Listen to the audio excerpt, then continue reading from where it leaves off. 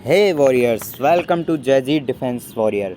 मैं हूं आपका अपना साथी अक्षित। आज हम बात करेंगे फिर से हिस्ट्री ऑफ एनडीए 2022 की।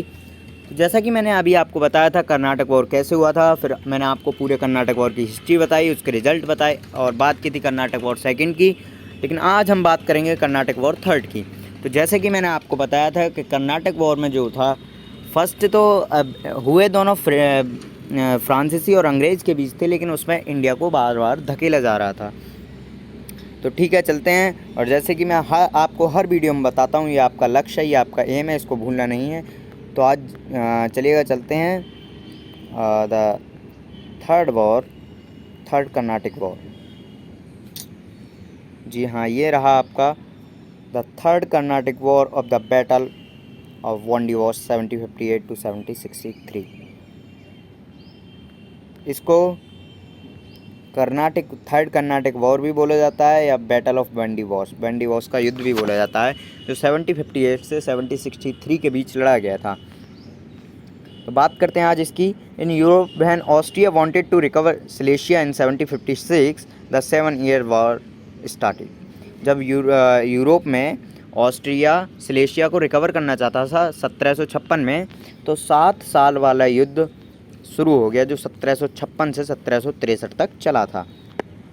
Britain and France were once again on opposite side. कहने का मतलब है ब्रिटेन और जो फ्रांस थे वो फिर से एक दूसरे के सामने आ गए थे लड़ने के लिए। अब वॉर तो शुरू होगा, कर्नाटक वॉर। अब जानेंगे हम cause of the war in India. Bharat में लड़ाई होने के क्या कारण थे। इन 1758, just 1 minute, I will do something. Yeah.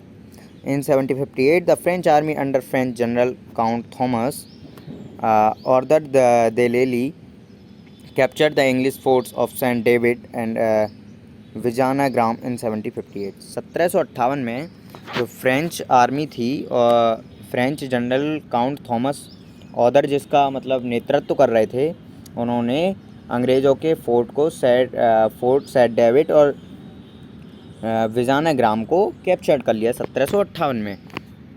तो यहाँ की शुरुआत जो थी वो फ्रांस ने ही की थी इस युद्ध की। उन्होंने अंग्रेज़ों के किलों को कैप्चर कर लिया था। Now the English become offensive and inflicted heavy losses on the French fleet under admiral d'Ache at Masulipatnam. अब जो अंग्रेज़ थे उनको बहुत बड़ा नुकसान हो गया, और जो क्योंकि फ्रेंच के फ्लीट जो एडमिरल डी आर्चे थे, उन्होंने मूसलीपट्टनम पर भी अधिकार कर लिया था। बैटल ऑफ वांडी वॉश, इसको ही बैटल ऑफ वांडी वॉश कहा जाता है।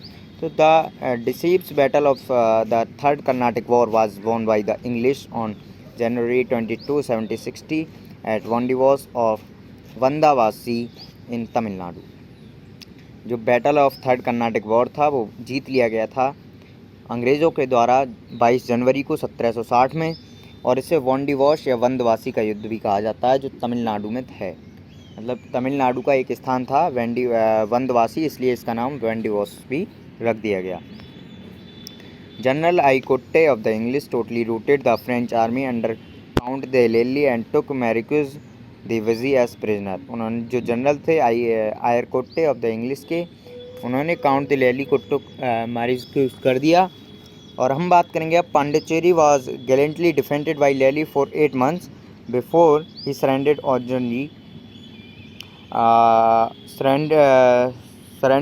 On January 16, 1761। जो पांडिचेरी को लेली को हरा दिया गया था पांडिचेरी को, और 8 महीने बाद उसने खुद को सरेंडर कर दिया 16 जनवरी सन 1761 को। With the loss of Pondicherry को हारने के बाद गिनी और माहे को हारने के बाद the French power in India was reduced to it lowest. Pondicherry को हारने के बाद, गिनी और माहे को हारने के बाद जो फ्रेंच की पावर थी इंडिया में वो नहीं रही, मतलब निगलेक्ट हो गई, बिल्कुल ही लो हो गई। Lally after being taken as prisoner of war at London. Lally जो लंदन में एक जेली लड़ाई के तहत जो जेल में चला गया था, रिटर्न टू फ्रांस, वो फ्रांस वापस आया, where he was imprisoned and executed in 1766। जहां उसको पकड़ लिया गया और मृत्यु दंड दे दिया गया 1766 में। अब रिजल्ट और सिग्निफिकेंस क्या रहे थे इस युद्ध के, उसके बारे में हम बात करेंगे। The third Carnatic war proved disease, मतलब ये एक लास्ट वॉर था और इसके बाद फिर कोई युद्ध नहीं होगा, मतलब ये क्या कहें, इससे हमारा निष्कर्ष निकल गया था। The third war ended with the treaty of peace of Paris 1763, under which Pondicherry and Chandannagar were return to the French, but they could only have trending activities in there. और ये युद्ध भी एक ट्रीटी यानी कि संधि के साथ समाप्त हुआ, जिसे पेरिस की शांति संधि बोला जाता है, जो 1763 में हुई थी।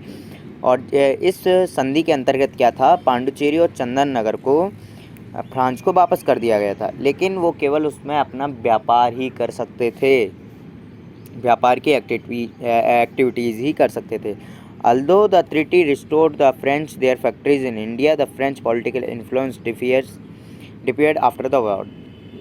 यद्यपि मतलब जैसा भी था, इस ट्रीटी ने फ्रेंच को फैक्ट्री रिस्टोर करने की अनुमति दे दी थी, लेकिन जो पॉलिटिकल पावर थी फ्रेंच की वो बिल्कुल ही ख़त्म हो चुकी थी इंडिया में। Thereafter the French like their Portuguese and Dutch counterparts in India conflict themselves to their small enclaves and to commerce। और इस सब के बाद फ्रांस जैसे पोर्टुगीज़ और डच थे, ठीक उन्हीं के तरह अपने काउंटर पार्ट्स बनाने लगे इंडिया में, conflict themselves to their small enclaves and the commerce। और अपने उन्हीं छोटे छोटे जो बना रखे थे, दुर्ग बना रखे थे, किले बना रखे थे छोटे छोटे, उन्हीं में अपना गुजारा करने लगे थे, क्योंकि उनको व्यापार करने की अनुमति थी। The English become the supreme European power in the Indian subcontinent। और जो इंग्लिश थे मतलब अंग्रेज़ थे, वो भारत में सबसे ज़्यादा ताकतवर बन चुके थे। सुप्रीम यूरोपियन पावर उनके पास थी अब भारत में। जी हाँ, तो हम बात करेंगे अब कंक्लूज़न की। निष्कर्ष क्या निकले जो तीनों युद्ध हुए थे उनका। The victory at Wandiwash left the English East India Company with no European rebel in India. अब जो वेंडिवॉस की लड़ाई हुई थी और उससे जो जीत मिली थी अंग्रेज़ों को, तो अब ईस्ट इंडिया कंपनी को कोई भी जो यूरोपियन थे उसको टक्कर लेने वाला नहीं था। Thus they were ready to take over the rule of entire country. अब जो अंग्रेज़ थे वो तैयार थे पूरे भारत पर राज करने के लिए उस समय, क्योंकि अब उनकी टक्कर लेने वाला कोई नहीं था। जो यूरोपियन थे वो हार गए, जो डच थे वो हार गए, पुर्तगाली थे वो भी चले गए।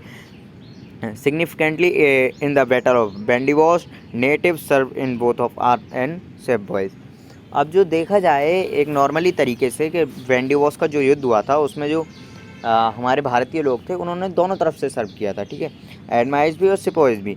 It makes one thing that irrespective of which side won, there was an inevitably about the fall of India to European invaders। अब कहने का मतलब ये है कि चाहे कोई भी जीता हो हमें उससे फ़र्क नहीं पड़ता, लेकिन फ़र्क ये पड़ता है कि जब युद्ध हुआ था तो हमारे इंडिया के लोग ही गए थे, फ्रेंच की तरफ से भी और इंग्लिश की तरफ से भी। तो देखिएगा हमने कंप्लीट कर लिया अपने पूरे Carnatic war. Third Carnatic war भी हमारा कंप्लीट हो चुका है, जैसा कि अभी हमने देखा था थर्ड भी कंप्लीट हो चुका है। And I would like to say you thank you, because आप बने रहे हमारी क्लास में, और जल्द ही आपको इसका फ़ायदा मिलेगा जब आप एनडीए का पेपर देने जाएंगे। सो जय हिंद, जय भारत। एंड अगर आपको वीडियो अच्छी लगी तो लाइक कीजिए, सब्सक्राइब कीजिए, कमेंट कीजिए आपको जो भी डाउट हो। हम कोशिश करेंगे आपके डाउट को और आपके जो प्रॉब्लम है उनको सही करने के लिए। जय हिंद, जय भारत और यस।